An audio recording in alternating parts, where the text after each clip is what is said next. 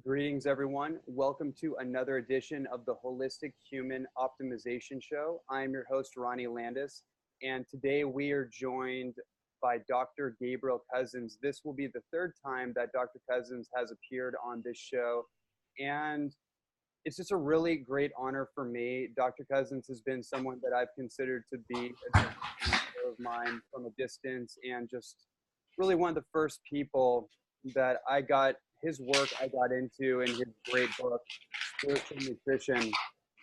And it just made a profound effect on me about 10 years ago when I got into living foods.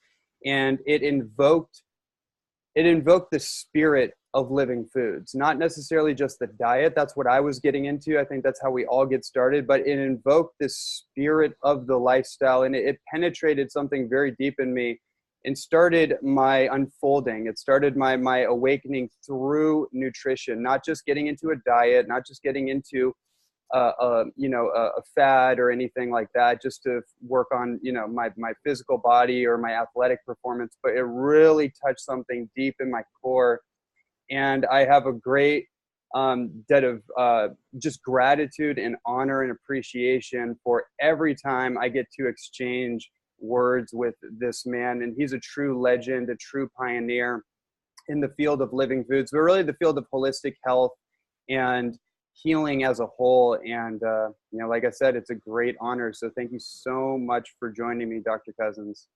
Well, I really appreciate working with you. You ask really good questions, and you have a really good understanding of the bigger picture. Mm-hmm. I think that is a perfect thing to start with, because the bigger picture for me in my life has always been, since I was raised as a martial artist from the age of 4 years old, and I was introduced into Taoist philosophy and Eastern mysticism and spirituality, growing up in a Western world on a whatever you want to call it, a nutritional holocaust, basically. And, it's amazing that I even survived, let alone performed as a professional athlete when I look back on it. But the bigger picture that you just brought up really, it just brings something up for me, because in my life, I think all of us in life can get so myopic and focused on the details and the temporal aspects of life. But the big picture of, like, why are we here? What is the point of all of this? And ultimately for me is like, what's my point? What's my purpose? And how can I create a lifestyle that supports the big picture? So I'd like to just ask you, as we start, what is the big picture exactly? Well, for everyone, it's a little different. But for me, from a spiritual point of view, the purpose we are here on the planet, the purpose we incarnate time and time again, is for the evolution of the soul, ultimately moving back into unity with the One. It's really for liberation. We can't eat our way to God. But what we can do is eat in a way that we become superconductors of the divine, and so it makes us most ready to hold the energy, to have a vessel that can hold the energy. Now, back in the 70s, in India, after a deep meditation, a little voice rang out and said, you need to eat and live in a way that supports the Kundalini. And Kundalini is the evolutionary spiritual force on the planet that everybody has within themselves. So the question is, how do you eat in a way that supports it? Now, in the yogic system, we have 72,000 nadis, which are the channels that move the Kundalini energy, and three main ones, Ida, Pingala, and Sushumna. And the Sushumna, which has is really four nadis, but basically is the flow where the energy goes in the merging with the One. And what became very clear, as I worked with thousands of people, is that meat, fish, chicken, and dairy clog the nadis. They impede the flow of Kundalini. They also bring the energy of death into our system. And that's not just our chakras and nadis, but also what we call the koshas, which are the layers of the mind. So it blocks it on literally a physical level, clogging the nadis, but also on the spiritual level of the energy of death. It's really only one tradition that really kind of supports eating meat. But when you look at the Torah tradition, you look at the Taoist tradition, the Taoist masters, they were live fooders, okay? And you look at really the Vedic practitioners 2,000 years ago, they're all live fooders. So we have that kind of bigger picture. Garden of Eden, what do you got? You know, the fruits and vegetables and grasses, the field, and the fruit of a seed-bearing tree. It's a live food vegan diet. So when you kind of see the bigger picture, that's the diet we're giving for optimizing human evolution. And so I kind of moved in that direction from my own inner experience, as well as observing and working with many people with the Kundalini awakening. So that became my diet. So I became 100% vegan, 1973, and 100% live, 99% live food vegan, 1983. Pretty much that's the way it's been. And that's what that best helps one become a superconductor of the divine. That's not our purpose. We can't eat our way to God. Again, I make that point because people think we can. It just makes us a better vehicle so the energy, we could hold more energy and go deeper into the purpose of humanity from a spiritual point of view, which is to merge back with God. And that's pretty much how I organize everything I do. That actually completely answers the first question I had for you. And you know what I thought about when you mentioned that, I remember maybe about 7 years ago, as I was getting deep into the Essene gospel of peace, and really your work kind of because of the nuggets that you would leave behind, I got tuned into, oh wow, this is a whole different deal than like getting onto a diet and Right. everything that I had been accustomed to before. And one of the books that came across my radar was Breaking the Death Habit by Leonard Orr. And that was one of those books that was like a paradigm shifter, because it really, and it's one of the things that you talk about a lot is not investing in the culture of death. And that really continues to be on the forefront of my consciousness. Like, this is really deep. And in that book by Leonard Orr, he really talks about breaking this deep death habit, this self-sabotage that somehow has been conditioned into us. And I've talked to Michael Beckwith, I've talked to many different people about this, to understand like what is that thing inside of us that almost like wants to sabotage our own growth and evolution, and can make it very challenging to truly awaken to who we really are. So one way I think about it, because it's a real human problem, I'm going to use the word desire and resist for God. Okay? And once you get that, we understand that we humans are a mix. And first, I do kind of more mental, spiritual kind of process to help people let go of their desire and resist, in the internal thought form level. And then you have to play it out. What I mean by playing it out is the more we're confronted with the resistance, the more we make the right choices to expand consciousness, it gets easier and easier to focus on the desire part. Now, once the Kundalini is awakened, as I described in spiritual, nutrition is like a bull in heat. I was just driven. Hebrew we call Teshikut Devi Kud, the divine desire, Mumukshukva, the desire for the divine. So that gets activated, and the more we make the choices that support that, the more it gets activated. So it's important to understand there really is a desire and resist. It's the human condition. And more important to know, the more we face that resistance, and not blame it on anybody else, and move through it, the easier and easier it gets to keep making the decisions that bring us closer to the light. So first we have to acknowledge that it exists. Get out of the fairyland. Second, we have to be clear that it is happening, and we have choices. We have free will on this level. The advantage of free will is it gives us the choice to grow spiritually if we make choices that elevate ourselves spiritually. So it's a really great opportunity. Now, part of that story is that we have the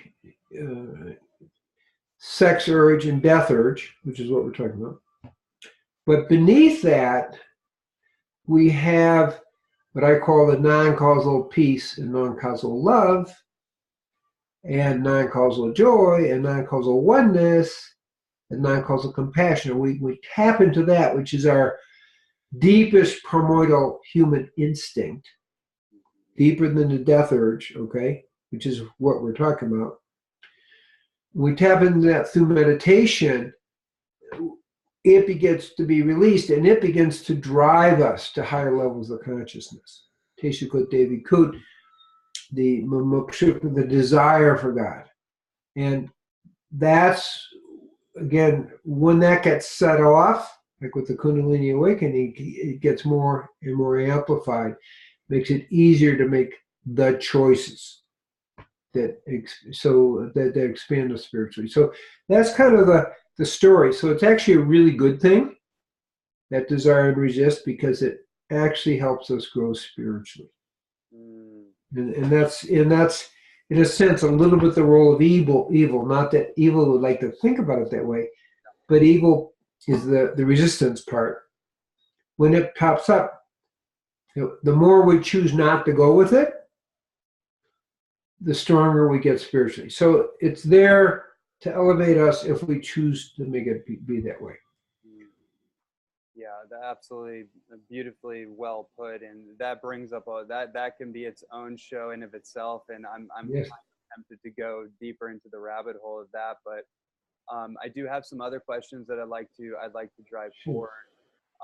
The first one is I'd really like to ask you about brain health and natural strategies for cognitive enhancement, because there's this growing movement of focus on brain supplementation and enhancing mental cognition, through things called nootropics, and some being natural, some being very unnatural.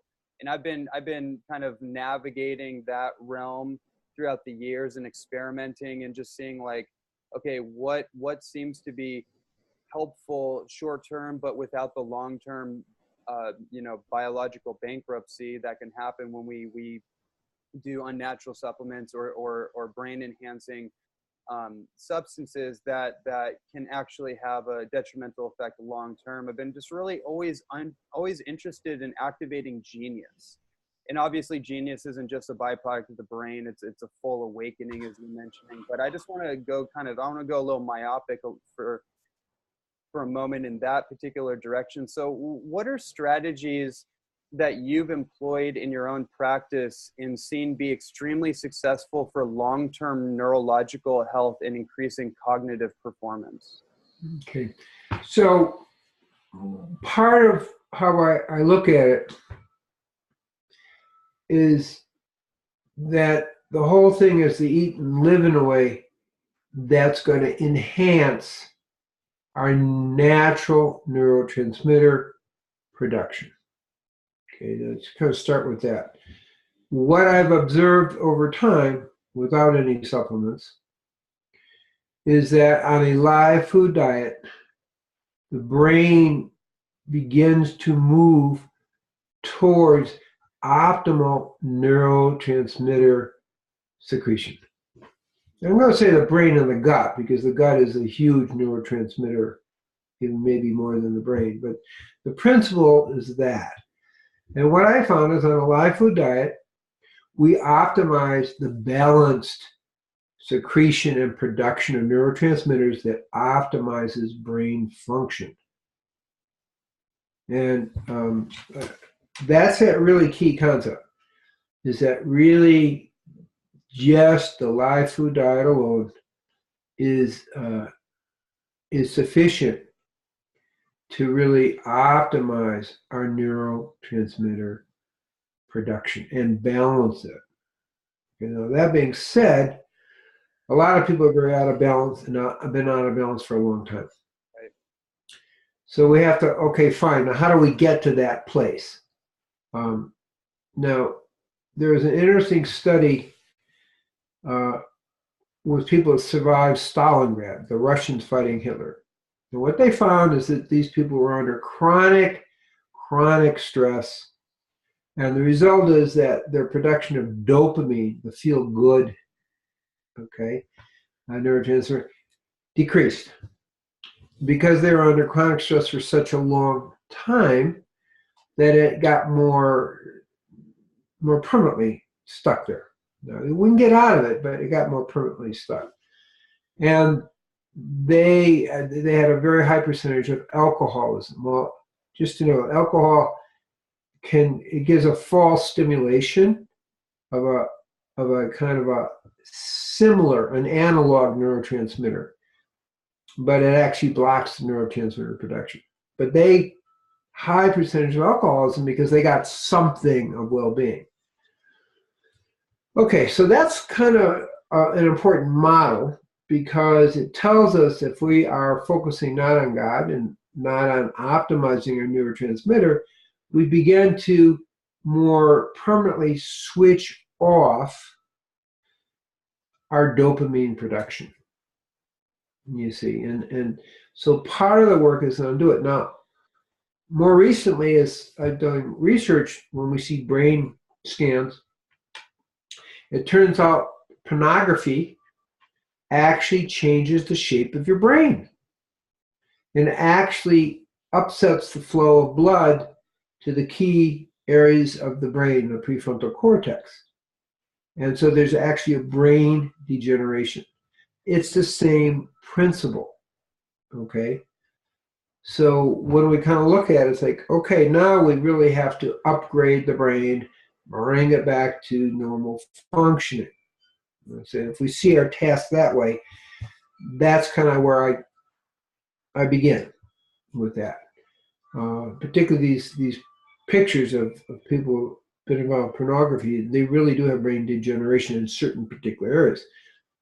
So that's the role of what I'm going to say neurotransmitter precursors that encourage the system to begin producing their neurotransmitters again. For example, for dopamine, mucopurines, it's an herb, and it tends to stimulate dopamine production.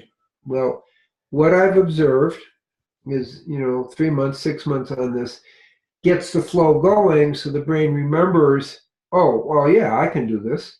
And then you phase people off it. So it's kind of a calculated thing. It's like, let's get this stimulated. For women, there's more, particularly in menopause, there's a big drop in serotonin. Okay. And so we can do certain things that support that, like the tryptophan will build it up, or 5-HTP. But the point I'm making is the same principle. The principle is, how do we stimulate brain function? How do we get enough vitamin B and natural vitamin B to stimulate it? And there's a variety of neurotransmitter stimulators that help that. And I won't go through kind of a whole list of that. That's really not the point. The point is, as we use these precursors that, stimulate acetylcholine, which is good for memory, which goes down, and we use the long chain omega-3s, which we get from yellow algae, not from fish. There's a reason for that too, because fish fat destroys the beta cells of the pancreas. Not so cool. Most people don't know that. So, so what we're saying is we start to use these things to build up the normal function. Now, once the normal function is happening, then it's a lot easier for the brain and gut to take over again. So we have to see that, like, there's 2 steps here when you've really, really, really been deficient. And that, of course, is happening on the junk food diet that people are living on. So we try to create a transition time. That's how I see it, to get the flow going, and then what actually literally happens is we begin to develop not just more neurotransmitters, but postsynaptic sites where it can link into. Mm-hmm. Otherwise, because you can produce more, but if you don't have where they can link into, they can't function. So the brain literally begins to build dopamine receptor sites and serotonin receptor sites. As it's just because when the brain is, thank goodness, it's plastic. It can change its shape. So it's really quite significant of what we can do to do that. And then all along, the baseline has to be the live food vegan diet. That's the baseline.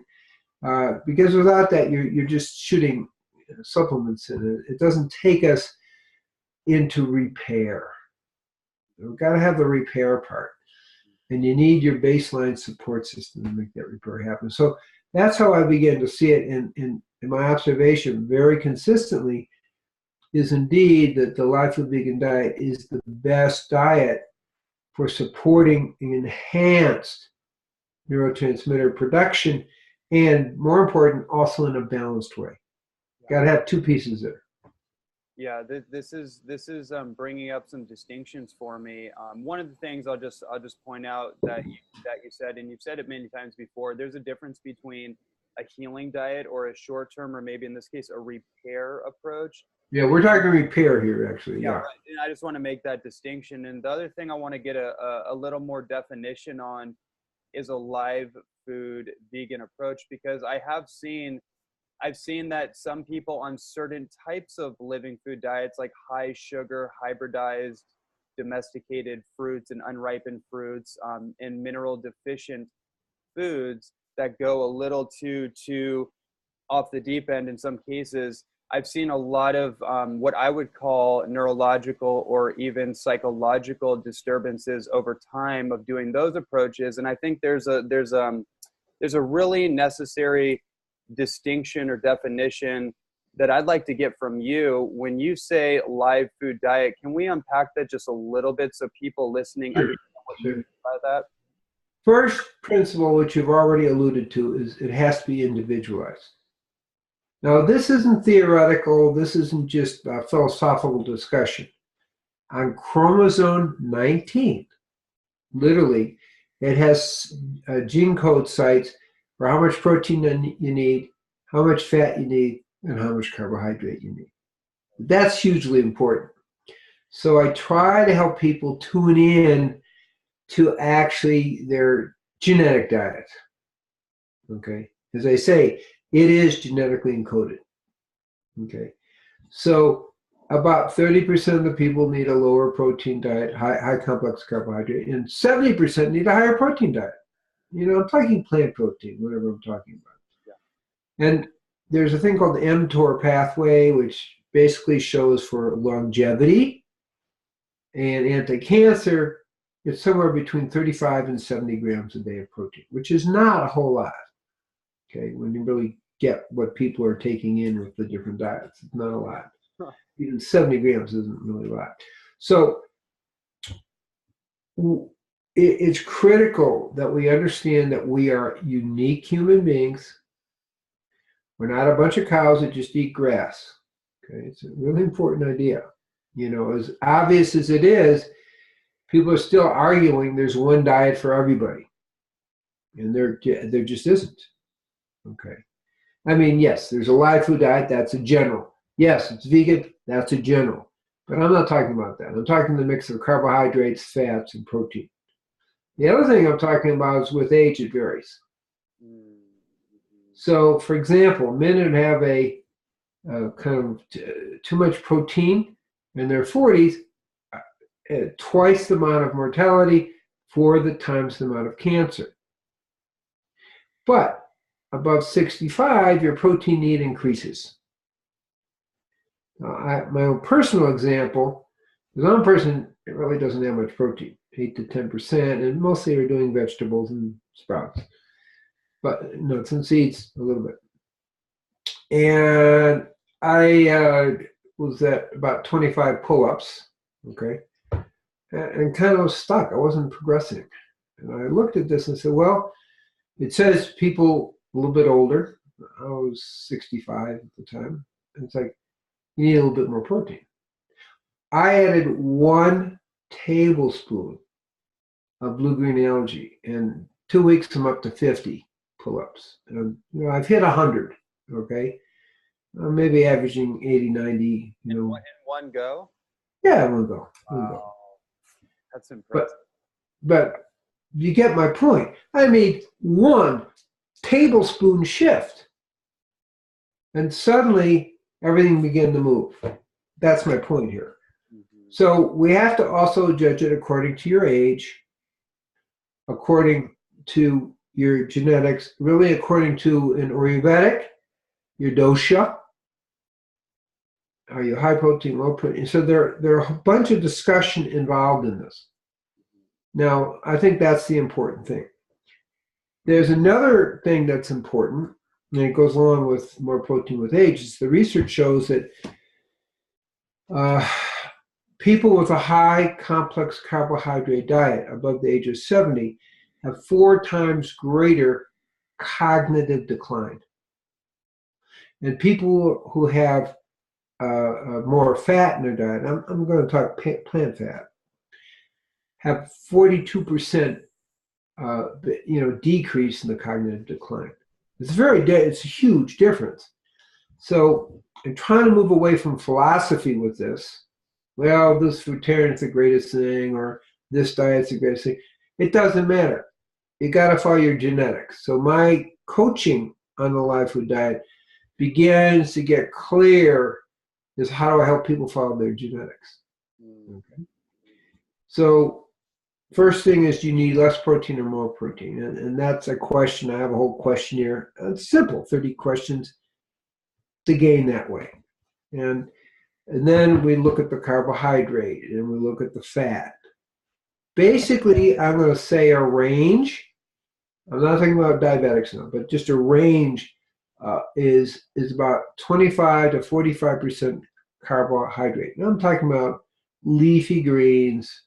I'm not talking bananas here, okay? I'm talking leafy greens and sprouts and sea vegetables. So kind of full range of that. A little bit, not so much with the carrots and beets because they're very high in sugar. Okay, and we know that sugar accelerates Alzheimer's disease. With diabetics, you get twice as much Alzheimer's.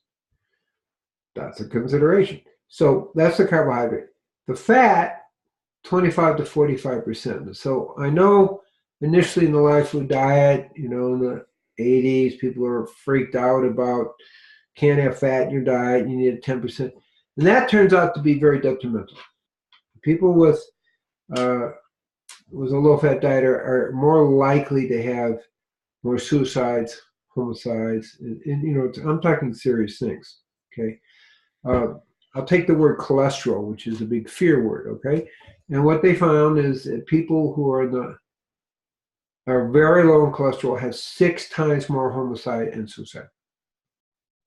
Okay, that's serious. If you're just in the lower 25%, just at that point, you're doubling your rate of suicide. So we're talking serious disorganization.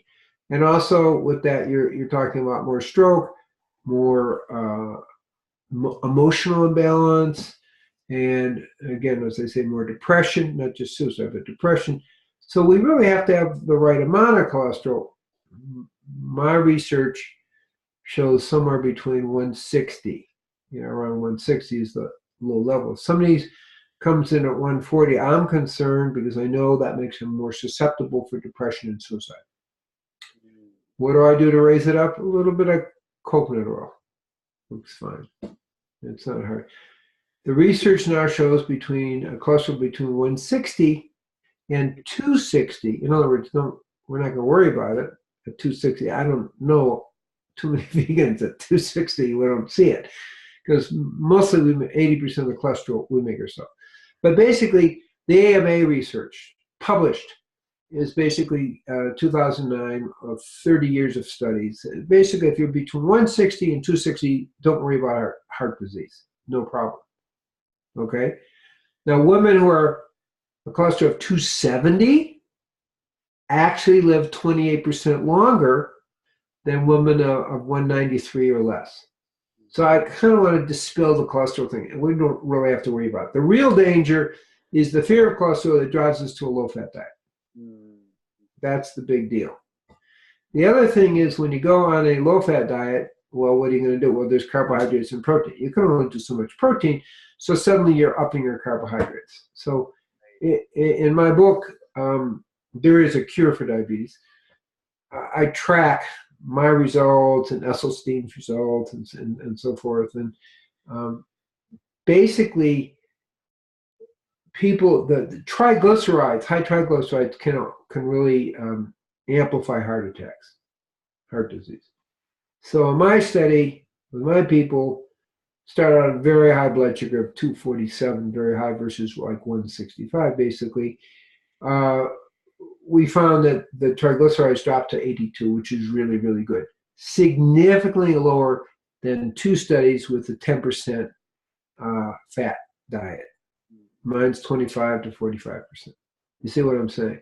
So we have to do, according to our Constitution, we have to use a little bit of common sense, and there isn't one diet for everybody. So what I've observed is the low fat, 10% low fat in particular. I'm emphasizing this, people really get off on that. And 25 to 45% complex carbohydrates, and protein somewhere between 10 and I'm going to say 15 to 20%. Now, I'm a person that just needs about 10% protein. I was probably at 8%, and then I added that one little tablespoon, and then boom, and I needed that. So as I say, I'm up to 90. I've hit 100, but around 90 pull-ups at one time. And my 601 push-ups and all that kind of thing. Those are all at one time.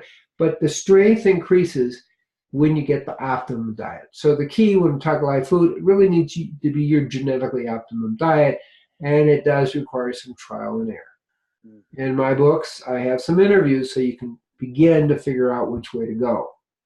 And that's the key, spiritual nutrition and Kundalini, rainbow green light food cuisine. There are interviews, conscious eating, there are interviews. So people can do it. It's not hard, but it's only hard if you think there's one diet for everybody. Right. Then you're in trouble, okay? Then you're talking about your ego because it works for me, therefore it must work for you. No, that's not the way it works. It works for me because it works for me, but you have a different genetics. We have 20, 30,000 genes, 200,000 gene variations. Come on, we're different. We're unique. That's good. That's a positive. Let's go after our uniqueness. So it takes some intelligence and some trial and error. So does that kind of give you a feeling for it? But the overall diet that, the average 25, 45% plant-based fat, 25 to 45% complex carbohydrates, and I don't really use grains. I'm going to make a little point. No, we know the Taoist masters basically said "be gu." You know what that means? No grains. No grains. Yeah, no grains. And they had that figured out from 475 BC. Okay, it's not new information. So basically, in about 10, as I say, to 15 to 20% protein, we're in that range. The biggest mistake people in the live food diet, vegan diet have made is this anti-cholesterol thing. Oh, see, we're going to protect you against heart disease. Well, it doesn't really. And it really doesn't protect you from neurological degeneration, which is where the question started. You need a certain amount of cholesterol, and the result really shows up. Is that people with a higher cholesterol, and I mean higher, above 160, definitely have better cognitive function. That's very important. So I'm winding around. So we need a certain amount of fat, but we make our own cholesterol. We need a good functioning liver, which makes it. But the point I'm making is don't worry about cholesterol, okay? And actually higher cholesterol, 160 or a little bit above, is going to support cognitive function and memory. So we got like a whole circle, and we vary in between. There's no one way to do it. And if we get that, then we really begin to understand life with diet and what it's about. Yeah, that really unpacks a lot and provides a lot of distinctions for people, and I think that's just so valuable. I know on my journey, I've gone through all the hoopla, I've gone through all the ideologies, like I've gone back to uh, Herbert Sheldon and Johnny Love Wisdom and all the back. Victoria Skolsvinskis and all the way back to first of all, I just wanted to understand if I was going to commit myself to this movement and actually be some kind of representative of it for my generation, I better know where this thing came from. I better actually know how this came to being. And then I went through a state of confusion because I started seeing all the variations and all the different, but intrinsically in me, something kind of knew that a lot of it, at least for me, what like the super high fruit thing wasn't going to work for me. Because as an athlete, when I was making a big transition from going from cooked food and going from animal food and going into vegetarianism and then eventually going 100% raw vegan, I think it was about maybe 8 or 9 years ago, I noticed that I went really high onto the fruit and just pretty much just fruit and vegetables. And my body actually went through a deep cleansing process. And I noticed I started to get really skinny and really gaunty. But I had this ideology in my head, and people were telling me like, hey, like it looks like you're kind of wasting away. I don't know if this is really working. And my energy levels were going down. And eventually I was like, geez, like I need to go eat some eggs or something because I feel horrible. And then I did, and I got something. I was like, oh, okay, there's something there. But then my heart was calling me back to reevaluate. I was like, I want to do plant-based. So I went through that experiment for a long time until I could really get educated and get an understanding of like, oh, I actually need fat. And there's this whole malarkey of people out there that are like, basically holding this banner against fat. And I felt kind of attacked a lot of times when I started to actually share information. And so after going through all that and coming to my own sovereignty, my own confidence in myself and not worrying about what the banter, the flag waving people on the other end, I just realized like, I feel good on this approach. I feel good following a higher fat approach, and that became my guidance. And I guess what I'm kind of trying to allude for people watching is that, it's your own choose your adventure story. You've got to be able to experiment with yourself. You've got to take the information in, but you got to check in with yourself. And I think that's really the spiritual side of it, right? Like we have to trust ourselves and not trust the authorities or the newborn experts out there on YouTube that are taking something, they feel good for a month, and all of a sudden it's like, it's the holy gospel and it's unshakable. Right. That's why I speak up. I've been doing this for a while, 1983 till now. That's like 35, 40 years. Okay. And consistently getting stronger. I actually tried a fruitarian diet for 2 years. And I did okay, because I'm a person who doesn't need a lot of protein. But I wasn't as strong as I knew I could be. So then I went back and created a Rainbow Green Life Food Cuisine, and a year later I'm doing 600 push-ups. Okay. So I did okay with it because I didn't have that need for a higher protein. But 70% of the population needs a higher protein diet. So we really hurt people. So I'm a little sensitive, like I don't want to hurt anybody here.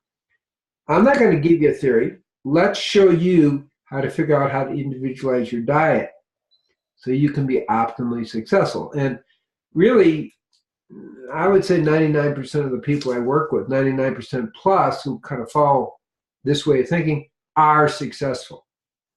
It really does concern me, and people more in the vegan movement, they're in this high complex carbohydrate diet and low fat, low protein, and they're eating fish once a week.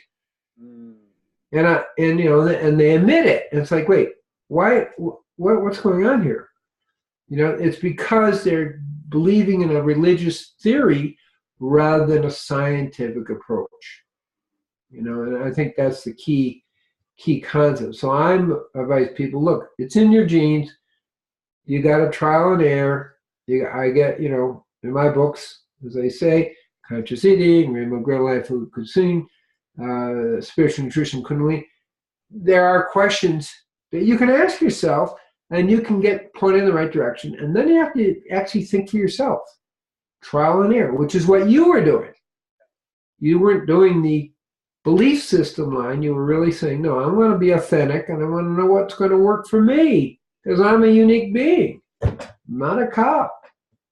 So there we go. So I honor you for that, because you have to kind of trust yourself and in your integrity. And that, of course, goes right into spirituality, because there's not only one way of being with God, and there's not only one this way or one that, so again, how is it that we kind of have that unique relationship with the divine? Well, we're all a little different. I tend to meditate a lot, okay? That really works for me. And I joke, I say everything I ever learned was from meditating and playing football, okay? Because they're different qualities. But my point is, and that directs me, okay? More meditating now than playing football. But my point is that we are unique, and we need to go in and see what optimizes us for spiritual life, mental, emotional, and physical, because all have to be in balance. So what I saw a lot of people doing this low-fat, low-protein diet in the early 80s when I came back from India, it's like, wow, people really are not very grounded here. They've done cleansing, but they've lost track of who they are. And there are a lot of spaced out people. And I helped a lot of people by adding more fat and protein back to the diet, according to their constitution. My point, I don't care if you're, how much protein or this. What I care is you have optimal function, physically, emotionally, mentally, and spiritually. That's what matters. And that's how you can judge how you're doing. And it has to be over time, in a minimum of 3 months, but really a year or two. Can you consistently hold the energy? That's how I look at it. So when I look at, my 35 years on my food, I have a pretty good idea. And at age 75, I'm getting stronger and more flexible. So obviously it works. So I have another level of testimony. Yeah, if you pay attention, it does work. Got to pay attention. That's the key. Yeah, you got to pay attention. And sometimes I don't want to go into a whole thing on that, because I have 2 more questions I want to make sure we can make space for. But that's such an important point. Oh, yeah. Okay. Yeah. Paying attention to the details is so essential. And yet there is, because in the social media world, this instant gratification, whatever we want to call it, to describe this kind of this habit of deferring from paying attention to the details, but pretending like we know what's going on, but we're almost like avoiding the truth, right? Avoiding looking at the actual truth that's showing up in our life, and pretending that something is working, when it's like, to any logical person looking at the situation, it's like, you know what? I don't think that whatever the thing is that you think is working so well is actually working out the way you think. It's like self-deception, right? Yes. So it's an interesting question in a certain way. And what I mean by that is that, particularly today, it's like, because I feel it, it's so. Okay. And we want to check in partly with our friends. What's our social serious feedback, people you trust. How am I feeling? Okay. How am I thinking? What is my strength level? I mean, we have to ask real questions, and we can measure it. That's why I make a big thing about the push-ups and pull-ups. I can measure it. I know how I'm doing by how I'm doing. I'm not making it up. I'm not guessing. If I can do 100 pull-ups on my diet, hey, great. And all I did is a tablespoon of blue-green algae. You see what I'm saying? So we want to take the theoretical and the guesswork out of it. It's super important to trust yourself and have people around you that are going to give you honest feedback. Now, there's another quality that you've raised. And there was a study from 1910 to 1990. That's an 80-year study that looked at qualities that make longevity. Diet was like maybe 5 in it, 5 or 6, which would shock me. Fastidiousness, okay, ranked really in the top 5. That means paying attention to the details of your life. That was really interesting. Wow. So you're fastidious. I'm fastidious, okay? These are the top 5. And diet's in there too. But fastidious is a bigger way of looking at it, okay? Love is up there. And collectiveness, like social relations. These are high markers in longevity. People live the longest, okay? So those are the big, some of the big pictures in that. So social relationships, love in your life, and this may sound funny, but we also found that the research, okay, which is with a lot of people, but not other people, showed that people that had a lot of initiative and creative, that seemed to be it. And that relates to purpose for living. Okay, purpose for living. So those are like in that cluster of the top qualities. So even the diet it's not at the top, but it's in the top 6, Yeah. 5 or 6. Well, I really appreciate you bringing that up. Because one of the things, I had a conversation with Dr. Brian Clement a little while ago for this show, and we really got deep into this whole thing because he brought up the same point. He's like, people are making the diet or the fitness routine the main thing, but really the main thing is your dream. And do you have a dream? And if not, we need to focus on what is your dream, because that, in my personal opinion, I'm finding myself talking more about that to people than just about the details of the diet. And I find that if somebody has a dream, something that compels them, an impulse from their heart and their soul that's almost pulling them towards that to me, I mean, we can just look at the world at large. Most people, entrepreneurs or people that we think are like really successful or really happy, most of them are not living on a living food diet. Most of them are not perfect with their diet, but what they do have is a dream, and they have something to live for. And I feel like when you have something to live for, it causes you to actually want to live more. And that maybe that's the death. Right. You don't want to check out. You actually want to get more out of this thing. So I'm going to use a different term. It's a Native American term called sacred design. In other words, people can have lots of dreams, and sometimes those dreams may not be very right on, okay? So, because we live in a world of illusion too. We call it Shikra. But sacred design is like a little bit deeper. It says, what is my real purpose in life? Besides, there's 2 purposes, okay? You have to know God, merge with God, but also people have their gift to give. That's what I mean a little bit by sacred design, is what is your gift? And the giving of that. Now,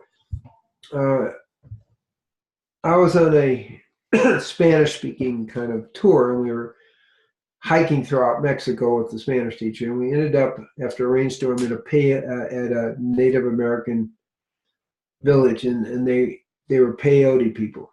I mean, I was out of the rain. I was pretty happy, but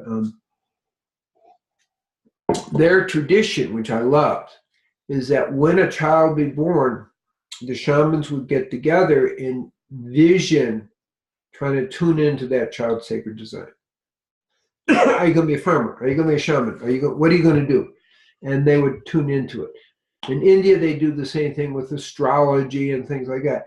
So there's a real effort to say you have a purpose in life. You have a contribution to give, whether you're a farmer, whether you're this, and tuning into sacred design. That's kind of missing in our society. And that's why I'm pointing out these, this Indian village kind of up in the mountains somewhere in Mexico. I don't know. We were really lost. It was a huge flood, but wherever we were, okay. But that's what they did. And that, in very indigenous levels, like child's born, what's that child's sacred design? So when people are onto their sacred design, they have purpose and meaning and value in their life. And that's a driving force. And that's in the top 5. So I found that was really kind of interesting in looking at it. And then, so I know when Brian's saying it, he's really talking about that when he says the dream. He's not talking about your illusion. Right. He's talking about your dream in a good way. I do understand that. Yeah. But I use sacred design because it's sacred. Yeah. And you have a design. We all have our roles.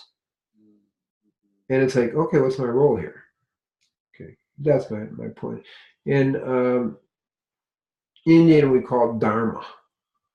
Okay, which is dharma, which is right livelihood. So different traditions, but they say the same thing. Yeah, that's beautiful. With the time we have left, I want to ask you questions, a little bit of a different energy, but I have a feeling it's going to actually pull everything full circle in an interesting way. And the more I've gotten deeper into this approach, and I have to really credit David Wolf for really compelling me to go deeper into the subject of vaccinations, the more fear-based subjects, the more controversial subjects, and really help open myself first and foremost to the reality of what is going on in our world. And so the knowledge that there is an underlining agenda of control and deception that has really penetrated all areas of agriculture, our food supply, our banking systems, political systems, and religious institutions is something that I found for me to be essential to understand, almost a quest to understand the nature of evil in a way from a psychological perspective. And then, so I wanted to just get your take on what this agenda is really about, and how can the average individual take their power back? It's a great question. I really respect David Wolf. He's really very smart, and he does understand these things. And so talking to that question, everything we're talking about is about that question, because there's an interface between the individual and the society. Okay? And there's a kind of limit to how, far I want to go. But the point is, the people at levels, whether they call them the Illuminati, from them the globalists, and the people above the Illuminati, it goes on and on, okay? Their goal is more to enslave humanity. And I'm sure you've heard David say that, right? Many others as well. What? And others, right. So that's their goal. Okay, let's be out front about it, okay? How do you get enslaved? When you don't have a functioning mind, when you can't think clearly, okay, when you can't provide for yourself, you become dependent, okay? But there is I'm going to call it the cracking of the American mind. It's a worldwide problem. Obviously you see it going on in Europe. People have kind of lost their minds in some level. They don't have proper nutrition. Their neurotransmitters aren't working. Spiritually, they're not connected to the divine. There's a lot of satanic stuff going on. Hollywood is very out front about it, okay? All the way to cannibalism. That's public. Didn't used to be public. So I'm not saying anything that's new information. So we have the forces of light and darkness, or satanic forces, struggling. Their goal to enslave humanity. And there's 1,000 different ways that's going on. So we don't want to get into that exactly. And when we eat this way, a live food, vegan diet, when we do things that upgrade the functioning of our mind, we're linked to people who can kind of support us and keep us grounded. Then we're able to sustain our uniqueness and sustain, let's say, our not only thinking, but spiritual purpose in life. So when you're enslaved, you lose your spiritual purpose. You lose your name in a sense. So the first thing Moses did, or what they did coming out of Egypt, is they named everybody. That's why the second book is called Shemot, names. It's not an accident. Slaves don't have names. See? You're in a Nazi camp, you got a number. You don't exist as a person. So when we support our unique individuality and that of everybody else within the larger harmony of society, we are able to create an independence that keeps us from being deluded, buying the propaganda of, the national, international media and all that type of thing that wants us to buy the propaganda. And so we keep ourselves from being enslaved. But you need a functioning mind. Okay? And I think that's the key. And, I haven't talked to David in a while, but I'm sure he would agree with that we want a functioning mind. Then we can start distinguishing between the forces of light and darkness and not become enslaved. So that's the way it works. And the live food vegan diet is the optimum diet when it's properly applied. So your mind is working right and you are grounded, and you have strength of character and strength of purpose and strength of mind. Then it's very hard to enslave. And that's the way I would kind of look at it. I'll take it one step further, but we're not going to be able to answer it because we're out of time probably. But we call the mark of the beast is when, in a sense, we have given up our unique individually in relationship with God. And when we put the seal of God on our forehead, which is everything we're talking about, there's no room for the mark of the beast. Just think about that, because it's another hour of discussion and a variety of techniques that can help clear us from some of this. So, and I have been sharing some of that on Facebook a little bit, certain very specific meditations. But again, that will take us into another detail level. So that's how I look at it. The live food vegan diet is the one that best keeps us from being enslaved, that best amplifies our functioning of our mind and our body so that we can know our uniqueness and stand up against the mass propaganda, the mass collective degeneration. So we're not involved with the cracking of the American mind. I really love what Charles Dickens wrote in his book, Tale of Two Cities, in the intro, which is, it was the worst of times and best of times, all at this time. So there's this divine dance and this play going on. And this isn't new to us. We just have more awareness of all the puzzle pieces. This thing between good and evil, light and dark, this whole thing is intrinsic to the experience of creation, right? To the human condition. Yeah. Yeah, and it is, like you say, the worst and best. We want the best, and that's why we do what we're doing. And the diet we're talking about is about the best. But again, it has to be the best for what?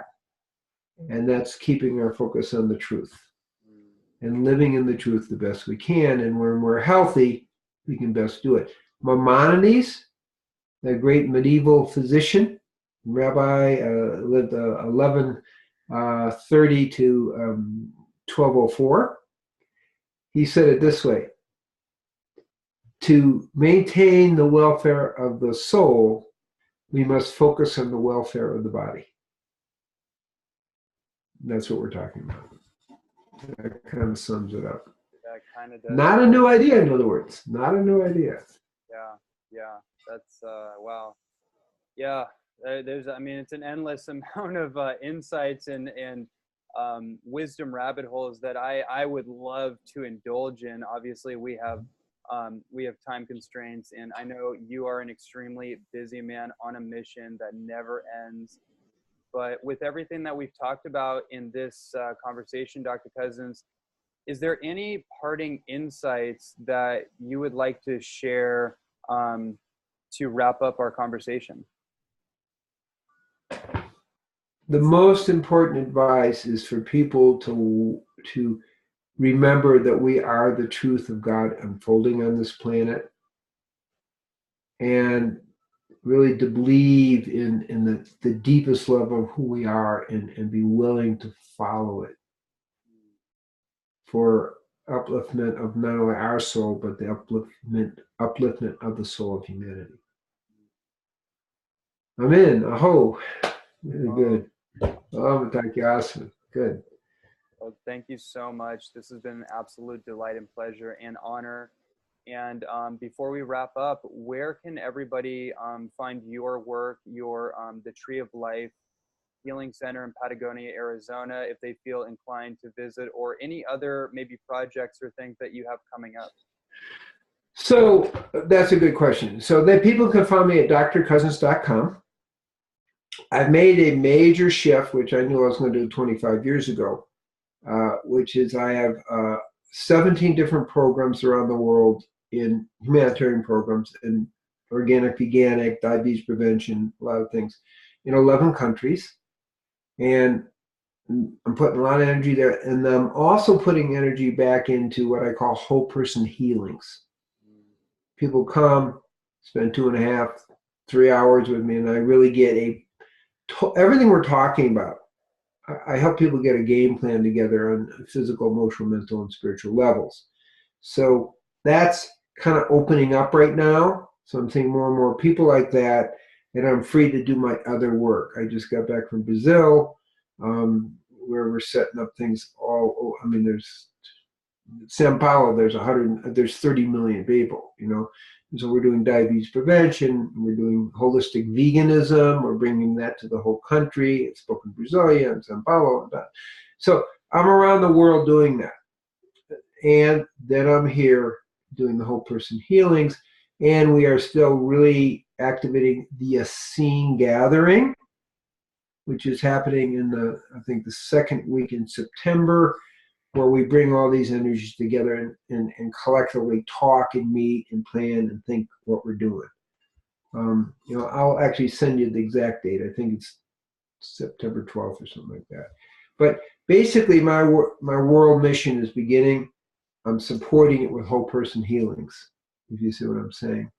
And we expect to seriously expand this year into more countries around the world. We're doing a lot of work in Africa, but also, as I say, Brazil and Mexico and lots of places. So the more we can get supported, the more people can get the advantage of the whole person healing and of the spiritual teaching. Because I'm on Facebook like 3 times a week doing that, getting the message out. The idea is get the message out, but also empower people.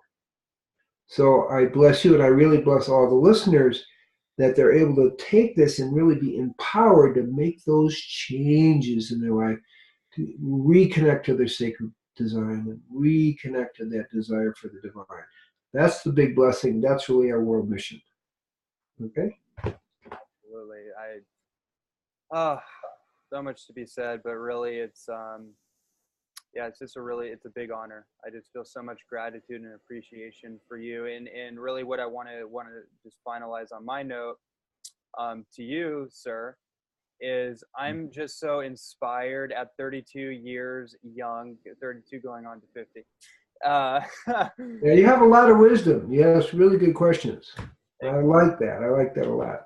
Thank you. And I just really appreciate pioneers and way showers such as yourself that are just still going strong, and still improving and still learning and still enlightening yourself and showing the way when a lot of people could just live comfortably. They could just retire and stop the whole thing, but you are a being on a mission, and that just inspires me to never give up and to never succumb to mediocrity and just keep moving forward. Right. And so thank you for that. Well, thank you for giving me that feedback. Obviously, I have no plans to stop. I just plan to keep getting stronger and stronger in this whole thing. You know? So, you know, that's it. That's what we do. You know, that's the football part, right? Yes. Yeah. Just an attitude of a winner. Yeah. It goes away. Well, thank you so much, Dr. Cousens. And for everyone listening, make sure that you take a look at Dr. Cousens' information if you haven't already. He has some absolutely seminal works on all of this subject and so much more in his books. I've read many of them, absolutely foundational education. And then also make sure that you like Dr. Cousens' Facebook page, because as he alluded to, he's doing a lot of educational work to go deeper into a lot of these topics of enlightenment and whole person healing, as you put it, Dr. Cousens. So everyone, make sure that you like his Facebook page so you can stay updated on everything that he's doing. Super. Thank you. It's a joy to share with you. You're really doing well. Thank you. Thank you so much. Okay.